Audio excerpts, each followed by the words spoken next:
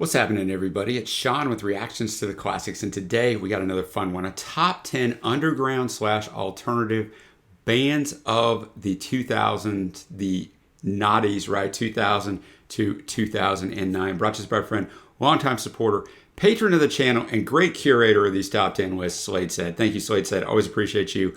All the great stuff you bring. You've introduced me to so many great bands that I've been able to capitalize on by listening to and picking for the album draft series that Trey and I are doing on the channel, the year-by-year album drafts. So, appreciate all the patrons. If you guys support us anyway, check out the Patreon link below or the Patreon link on the end screen. Let's get to this list. Slade Said, for my July list, I decided to go for another top 10 list on the alternative underground rock. Slade said this list will definitely include the most popular / famous bands of any top 10 list I've done so far. I'm not totally sure about the reasons for this. Rock music was dwindling in general popularity. That is very true. So it goes against the general trend that my list would include more charting bands, but maybe the underground just wasn't as good, well, to my ears anyway.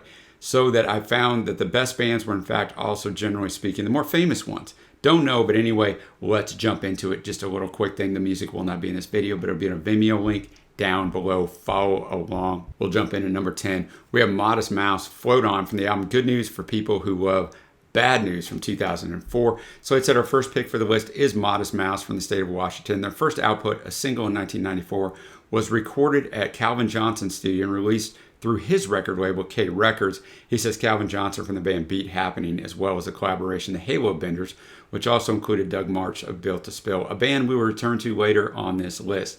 The main members of Modest Mouse are Isaac Brock, singer, guitarist, and main songwriter and lyricist, Eric Judy on bass, and Jeremiah Green on drums. The band was formed in 1992 as a trio by the members just mentioned. They later included more members and released 2 very good albums in the 90s, but their first 2 albums in the 2000s are generally regarded as their creative peaks. Most people will probably point towards 2000's The Moon in Antarctica as their best album, and I'll tell you what, Trey picked that very high on our 2000 album draft list. But to me, the follow-up Good News for People Who Love Bad News from 2004 just edges it. It was also the most popular album, certified platinum 4 months after its release, nominated for a Grammy Award for Best Alternative Music Album, as well as a nomination for Best Rock Song for the album's first single, Float On, which is our pick here. I found the lead single topped the U.S. Billboard Modern Rock charts, but I was surprised to see it only went to number 68 on the Hot 100. NME ranked it at 351 on their list of the 500 greatest songs of all time. Asked about the song in an interview at the AV Club, Brock said that he consciously intended to write something that felt more positive than some of his previous work. He said it was a completely conscious thing. I just kind of was fed up with how bad stuff was going, how dark everything was with bad news coming from everywhere. Our president, George W. Bush, is just an effing daily dose of bad news. Then you've got all the well-intentioned scientists telling us that everything is effed. I just wanted to feel good for a day. All right, I'm out of the lyrics a bit as always. Thanks again, Slade said. Float On. Wow, man. Isaac Brock accomplished what he wanted to. He wanted a feel-good song. That song puts a smile on my face. Even right now, I know this song. I don't think I know it greatly, but I do know it. And he said in an interview in 2015 that when they put this out, that no one in the record label even know who they were. He said, I think we had a couple fans in the mailroom. He thought they were about to be dropped. He's like, you know what? We just put this thing out there. So I thought that was interesting. Just threw the song. I backed my car into a cop car the other day. Well, he just drove off. Sometimes life's okay. I ran my mouth off a bit too much. Oh, what did I say? Well, he just laughed it off. It was all okay. So even though things seem like they're horrible, sometimes it can be fun. And then that chorus will all float on okay. And yeah, it's just, and he just keeps talking about these different situations, and it all turned out all right. And then that repeating riff in there is just, it's so infectious, and it just puts a smile on your face. So great start at number 10. Now up to number 9, Death Cab for Cutie. We're going to go with the song The Sound of Settling from Transatlanticism in 2003. Slade said we stay in Washington for a number 9 pick. Death Cab for Cutie was formed as a solo project by singer and guitarist Ben Gibbard in 1997. But after releasing a cassette, You Can Play These Songs with Chords, he decided to create a real band. The rather strange band name was taken from a song by the band Bonzo Dog Doo-Dah Band from 1967. It wasn't intended to actually stay as the band's name, but since the original cassette had turned out to be more popular than expected, they continued with the band name. I've always wondered that. The debut full-length album was released in 1999. I listened to that. I liked it. I didn't love it, which was a good start. But to me, their best work is 2003's transatlanticism from where I picked the song. The Sound of Settling, I found it was the second single, went to 84 in the UK, and then Ben actually did not like the song due to his personal distaste of up-tempo songs and had intended to discard it. Despite him not wanting to release it on the album, guitarist and producer Chris Walla insisted it be included on the album. Wow, that song was great, man. The little bop bop. I mean, it's only 2 minutes, 12 seconds long, but he gets a lot in here. And basically, it's about a relationship, right? I've got a hunger twisting my stomach into knots that my tongue is tied off. My brain's repeating, if you've got an impulse, let it out, but they never make it past my mouth. You just can't say it. Ba, ba. This is the sound of settling. Our youth is fleeting. Old age is just around the bend, and I can't wait to go gray, right? So the opposite of what most people are like, man, I don't want to get old. He can't wait, and I'll sit and wonder of every love that could have been if I'd only thought of something charming to say. So the sound of settling, right? Either settling for a person you didn't really want to be with, or settling for not being with anyone at all. But I did definitely enjoy that. I mean, I'm going to give every one of these albums a listen for our album draft. I know most of the artists on here. I should have said that up front. I know the names, and some of them I've listened to some of their albums in the 90s, but I don't hardly know any of these songs because the way I discovered music in the 2000s, like it wasn't the way it was in the old days for me with cassettes and then CDs. I didn't really like what was on the radio. These songs were not on the radio. A few of them were, a few of these bands were, but mostly they weren't on the radio. So the way we did it back then in early 2000s, probably through the mid decade of the noughties, is I would go to Billboard and go to the modern rock charts and a couple others, and I would just listen to the little previews we could listen to on iTunes back in the day, the little 15-second previews. If I liked it, I would buy that song for 99 cents or $1.05 with tax, and I would put them all on a playlist, and that's what I would listen to while I was working out or driving around. So that's how I discovered music, and a lot of music was like this. Now we're up to number 8. Go with Interpol and their song NYC from the Turn on the Bright Lights album in 2002. Slade said we moved from the West Coast to the East Coast for our number 8 pick. Interpol is a band from New York City which was formed in 1997.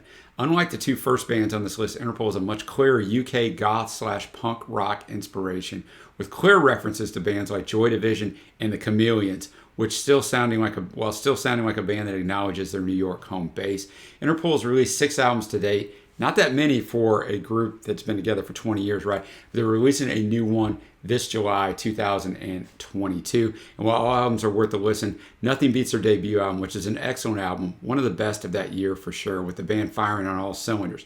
One fine example of this is the song NYC, which is also kind of the title song as it contains the album title, Turn on the Bright Lights in the lyrics. Paul Banks, the band's lead vocalist, sounds particularly good on this song, Slade says. Interpol, NYC, wow, man, I'm telling you right now, that song was fire. The guitar tones on there were fantastic. And I definitely agree that Paul Banks' vocals were great. And the song itself, this album was released in 2002, so after 9/11, the tone in not only in the United States, I lived through it, but in New York City in particular, was one of just great difficulty, right, around all this stuff. It starts out, I had 7 faces, thought I knew which one to wear, so, putting on that brave face for everyone. I'm sick of spending these lonely nights, training myself not to care. And I know they've supported me for a long time, talking about the subway and the pavements. Somehow I'm not impressed. And that chorus is just haunting, right? So well done, but New York cares. And then the call and response got to be some more changes in my life. New York cares. It's almost hypnotic. And then the bridge, it's up to me now, turn on the bright lights. So it's up to me, turn on the bright lights. So he's got to get himself out of this, right? So wow, man, what a great choice at number 8. Well, next up, we have Animal Collective with the song Peacebone from the Strawberry Jam album in 2007. Slade said for our number 7, we jump straight into psychedelic rock and definitely the most experimental song and band on this list. Animal Collective sometimes sounds like an avant-garde version of the Beach Boys.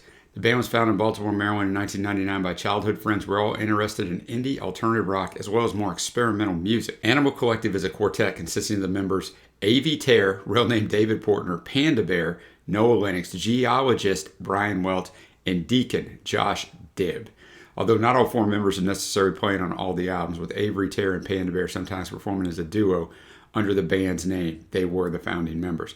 The band's released 11 studio albums, with the most recent being Time Skiffs from February of this year, 2022. I believe that the best work is 2009's Merriweather Post Pavilion, with 2007 Strawberry Jam a close second. For this list, I picked the opener Peacebone from Strawberry Jam. I found that there's a word spoken throughout the song. It was confirmed by band member Deacon on the Collective Animals message board to be bonefish, just so you know that's what's being said. About the further lyrical content, A.B. Taylor said in an interview with BBC, quote, I'm just blending together visual images from different places, but it always comes back down to the chorus, which is about having an obsession with the past, which is something I'm not into in terms of culture.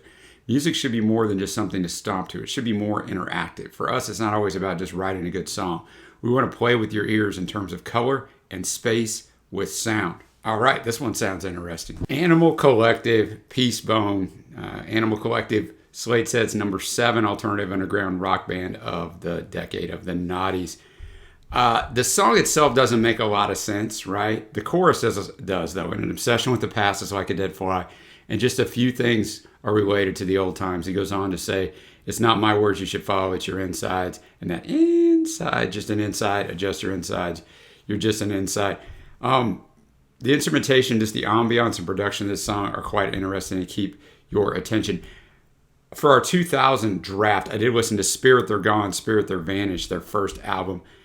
I wasn't exactly feeling it, and I really wasn't exactly feeling that song, but I'm sure it would grow on me over time. Let's go to a band I've never heard of, The Hold Steady, going with the song Slapped Actress off Stay Positive in 2008. Slate said The Hold Steady is an alternative rock band from Brooklyn, New York, although founding member and all-around MVP Craig Finn is from Minneapolis, which shines through in some of the lyrics. The Hold Steady sound is definitely more traditional alternative rock compared to Animal Collective.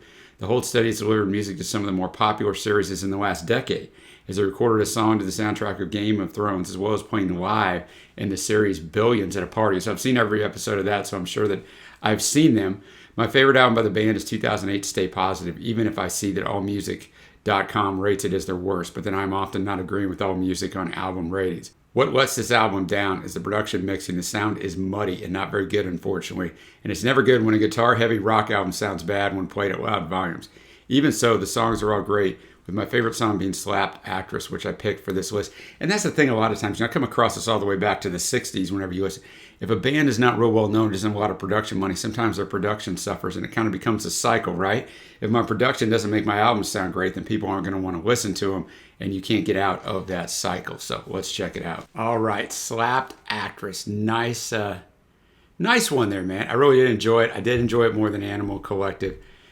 Basically telling this person he's writing to, don't tell anybody about all these things and kind of go through all the experiences that they've had. So I kind of like that. The Slapped Actress part, here's where it comes in. Towards the middle of the song, really, one of the last lines in this verse says, I'll be Ben Gazzara, you be Gina Rowlands. And that was a reference to the movie Opening Night, the 1971 John Cassavetes film starring Gazzara and Rowlands. Rowlands' character has a personal crisis after witnessing the death of one of her fans. So then it goes on to the next one. Sometimes actresses get slapped. Sometimes fake fights turn out bad. Some nights making it look real might end up with someone hurt. Craig said, I was watching Opening Night, and there's a scene where they're doing a dramatic play. The play calls for the guy to slap Gina Rowlands, and he really wants to slap her. She says, no, it's just a play. You can fake slap me. Then he says, no, then it won't look real. I thought that was weird.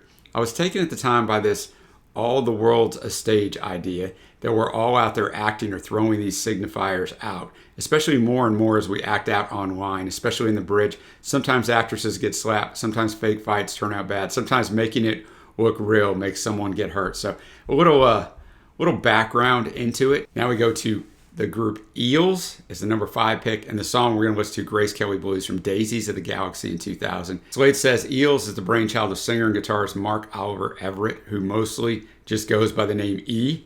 Eels is an alternative rock band from LA, which formed in 1995 as a trio. They put out 2 albums in the 90s, Beautiful Freak in 96 and Electroshock Blues in 98. These albums are widely considered the best in their discography. However, this list is a 2000s list, so for that reason we can't pick a song from either of those albums, and I personally believe that their third album, Daisies of the Galaxy, is on par with the first 2 albums, so it's not a problem to find a good song from a great and recommended album. Eels' discography is a pretty large one by now. The latest release, Extreme Witchcraft from January of this year, 2022, is their 14th studio album.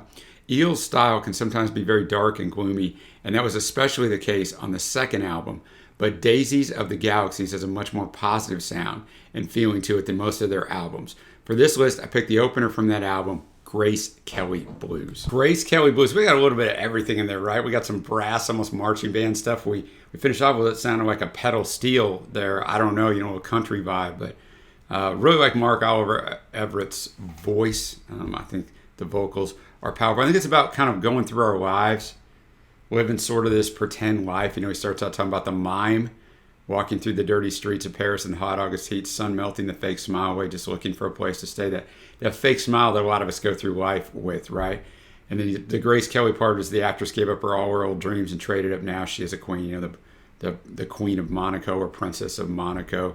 The tractor trailer driver radios help me someone. I'm out here all alone, truck driving the black night of white, praying for the light of day. And then the kid working at hot dog on a stick. I don't even know if those exist anymore. And talks about his hat, taking your orders. He'll look away. He doesn't have a thing to say. But me, I'm feeling pretty good as of now. I'm not so sure when I got here or how. Sun melting the fake smile away. I think I'll be okay. So I think he was the mime in the first verse. So a lot of stuff going on there, instrumentally and lyrically, and just enjoyed that one. And number 4 is a group that almost everyone will know, the White Stripes. Going to go with the song Offended in Every Way off the White Blood Cells album in 2001. Slade said for our number 4, we'll find a band that needs little introduction. Just hum the bass line of Seven Nation Army and everybody knows who we're talking about. The White Stripes was a married duo from Detroit, Michigan, consisting of Jack White on guitars and vocals and Meg White on drums.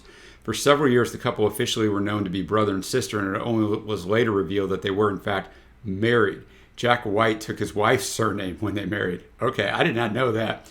The duo debuted in 1999 with the self-titled album, and I did listen to that for our album drafts and got their first breakthrough in 2001 with the album White Blood Cells, with the lead single Fell in Love with a Girl.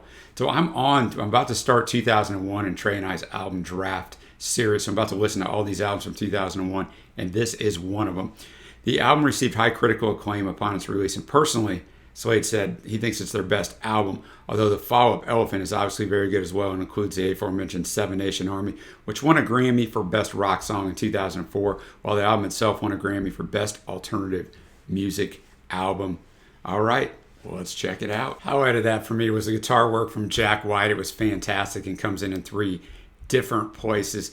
The song itself, Offended in Every Way, just talking about no matter what he does, he's offending people in every way.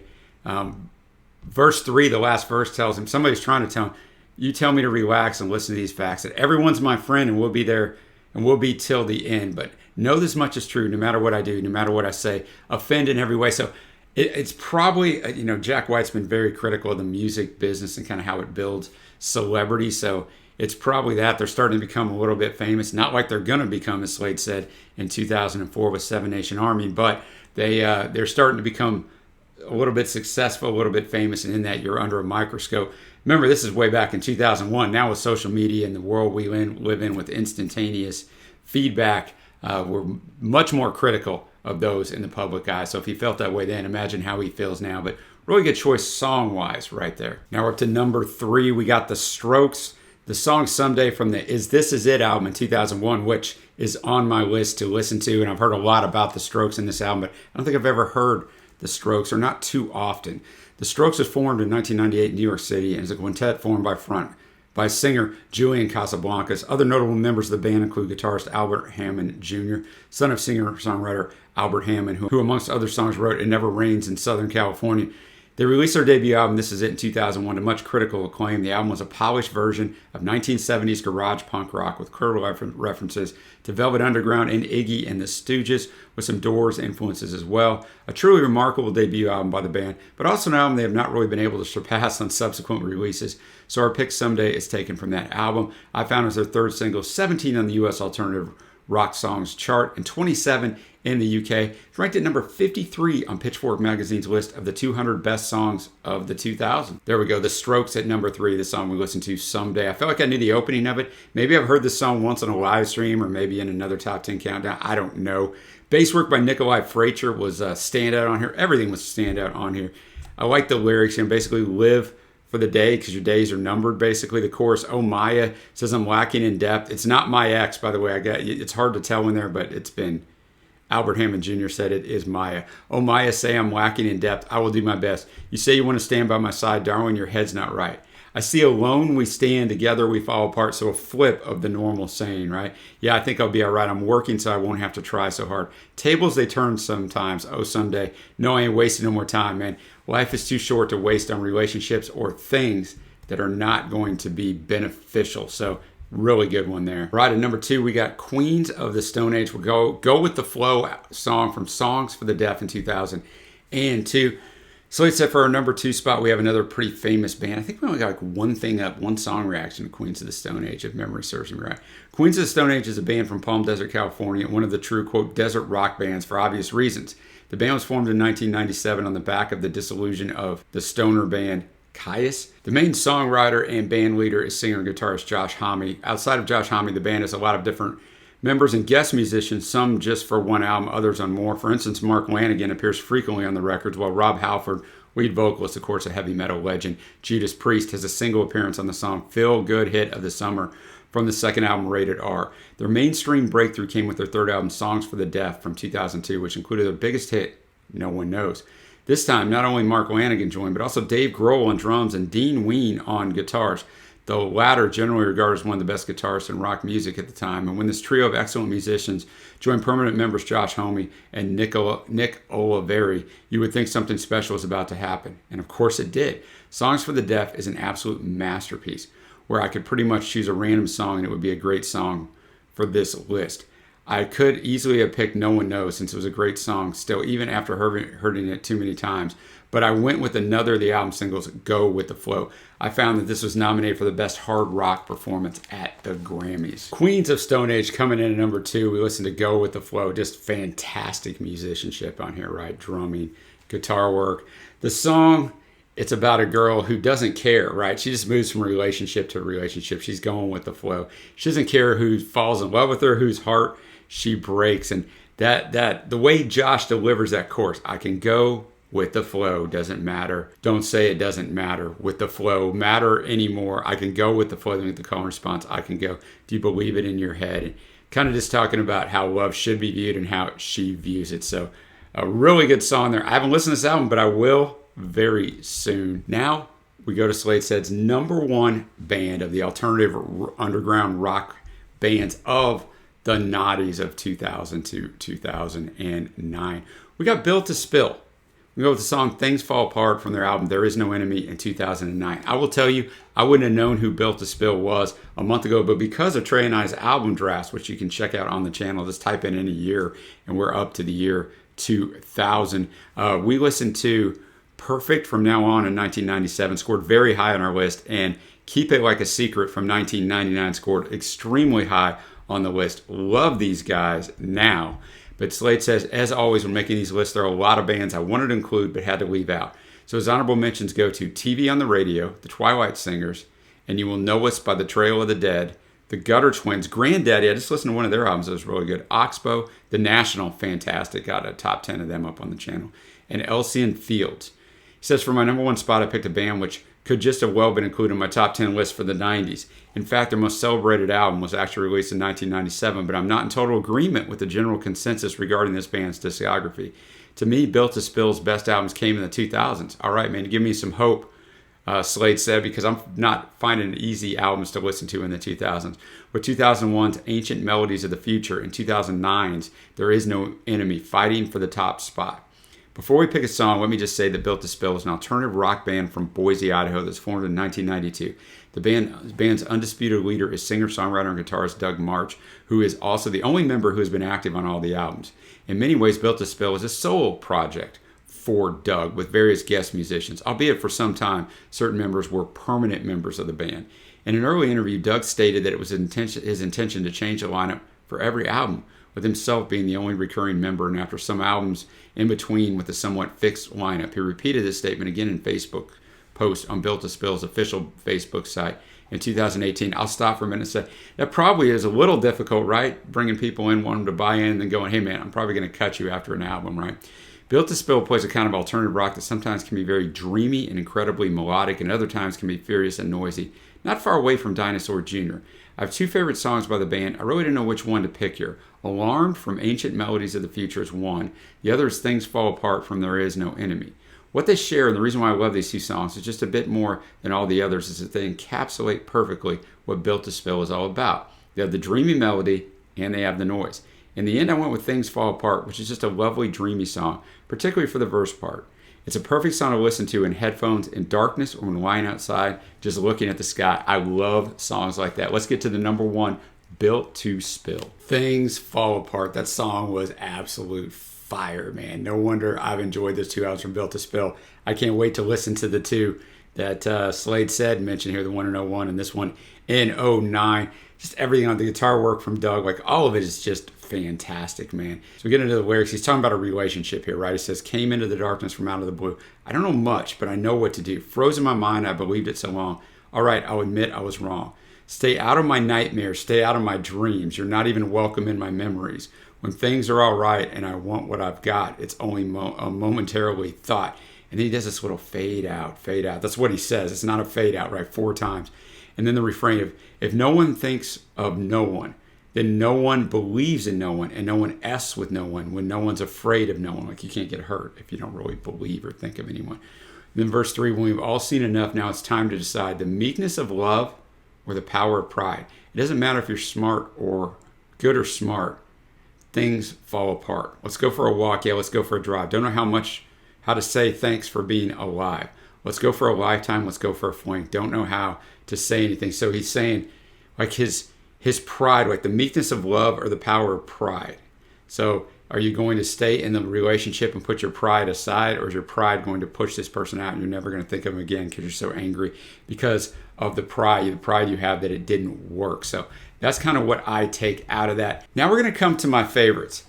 And this is going to be an interesting quandary for me because usually I try to pick 3 or 4 favorites. And once again, guys, I don't know these catalogs. Like Slade said, some of these I don't know. I haven't heard any of their albums. So I'm going to listen to every one of these albums through our 2000 countdown. So this came at the perfect time. But I got to go with the songs as much as I do the artists. And in that, I really, really like this kind of music. So Slade said, I do believe, had the previous record, which I'm about to break because this is crazy to me. And I went through here, and I always try to be honest, right, on these favorites and honorable mentions. And I mean, I don't want to cut something just so I can get to a number of like 3 or 4. So here we go. Honorable mentions: Death Cab for Cutie, The Hold Steady, Eels, Queens of the Stone Age, Faves, Modest Mouse, Interpol, The White Stripes, The Strokes, and Built to Spill. So if you're scoring at home, boys and girls, the only thing I left out was Animal Collective. Yes, 9 of these end up on honorable mentions or faves. Just a fantastic list, man. What can I say? So thank you, Slade said, for bringing this one to us. Guys, let me know your favorite alternative underground acts of the noughties of 2000 to 2009. Let me know what you thought of this list, your faves from here. And until next time, guys, I will see you.